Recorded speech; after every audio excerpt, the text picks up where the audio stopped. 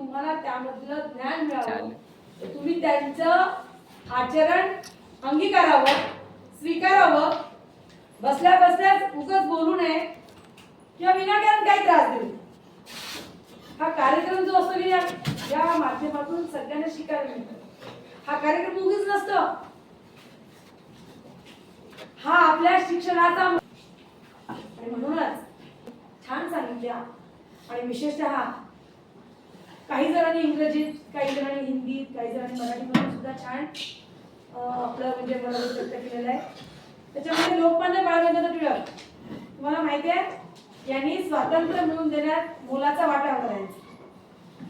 आणि तुम्हाला माहिती आहे त्या काळात 15 ऑगस्ट 1947 ला आपला भारत देश स्वतंत्र झाला आणि यामध्ये खूप लोकांनी प्राणांची आहुती दिली मुलांनी. मग त्याच्यामध्ये महत्त्वाचं योगदान कोणाचं होतं? लोकमान्य बाळ गंगाधर टिळक. ते जहाल महत्वाचे होते. त्या काळामध्ये 2 गट होते, मवाळ आणि जहाल. मवाळ म्हणजे